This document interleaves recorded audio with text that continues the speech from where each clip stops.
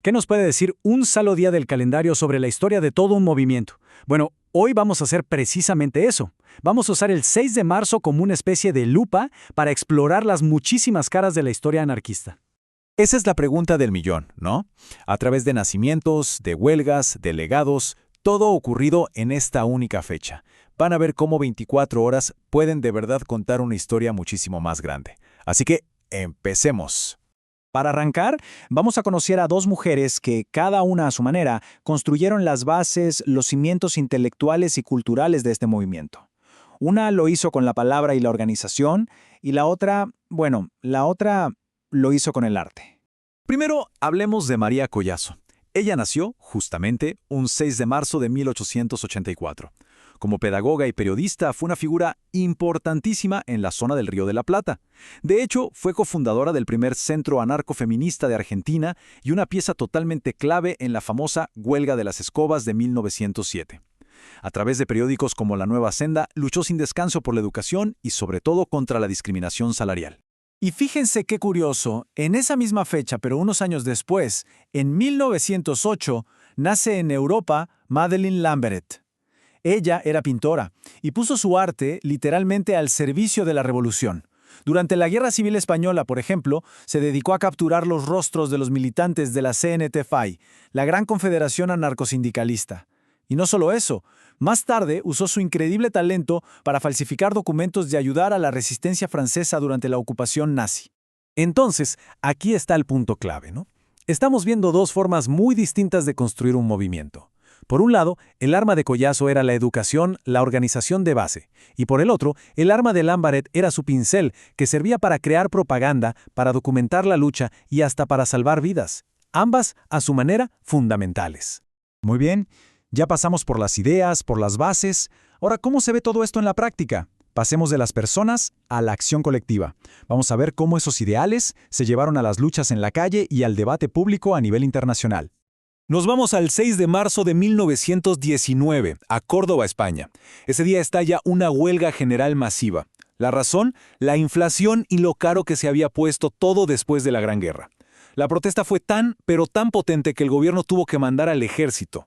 Pero la revuelta no paró ahí, Se extendió a más de 30 pueblos y se convirtió en un verdadero símbolo del anarcosindicalismo andaluz, lo que por supuesto provocó una represión brutal. Y ahora demos un salto a 1938. Mientras la Guerra Civil Española está en su punto más álgido, la famosísima Emma Goldman inicia precisamente un 6 de marzo una gira por Escocia. El título de sus charlas ya lo dice todo: La traición al pueblo español. Su misión era clara: defender a nivel internacional los logros de las colectivizaciones de la CNT-FAI y al mismo tiempo denunciar toda la manipulación política que estaba sucediendo en un momento de máxima tensión. Para terminar, vamos a explorar las consecuencias de todas estas acciones. Por un lado, el sacrificio personal, y por otro, la lucha, una lucha crucial por preservar la historia frente a los que siempre intentan borrarla. 3. Un número simple, pero es un número que representa el precio máximo, el precio más alto que algunas personas pagaron por sus ideales. El 6 de marzo de 1941, los tres hermanos del Águila Aguilera fueron fusilados en Almería por la dictadura de Franco. Dos de ellos, Francisco y Juan, habían sido militantes muy destacados de las Juventudes Libertarias y de la FAI, la Federación Anarquista Ibérica. Su ejecución es un símbolo terrible del exterminio sistemático que se aplicó contra toda una generación que se atrevió a luchar por un mundo diferente. Y esto nos lleva de manera directa a la otra cara de la moneda. Porque si unos se dedican a eliminar, otros luchan por recordar. Aquí entra Alexander Skirda, quien nació, fíjense, un 6 de marzo de 1942.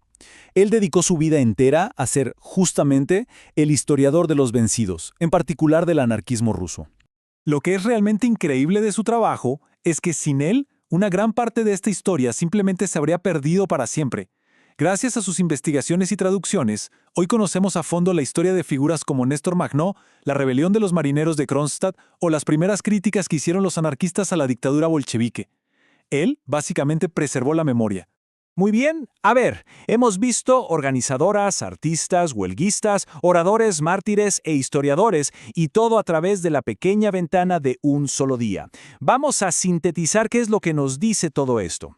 Lo que este recorrido por el 6 de marzo nos muestra es como un ecosistema completo. O sea, un movimiento necesita quien organice, como lo hacía Collazo, necesita quien cree y comunique, como Lamberé, necesita quien luche en las calles, como en Córdoba, quien persuada en el escenario mundial, como Goldman, y, algo que es crucial, necesita quien recuerde todo esto para el futuro, como Esquirda. Esto demuestra que un movimiento no es solo un estallido, es toda una red de educación, arte, lucha y memoria que se va construyendo y sosteniendo a lo largo del tiempo. Y todo esto nos deja con una última pregunta, una que va mucho más allá de un solo día o de un solo movimiento. Si siempre se dice que la historia la escriben los vencedores, entonces, ¿sobre quién cae la responsabilidad de asegurarse que las historias de los vencidos no se pierdan, que no se desvanezcan en el olvido?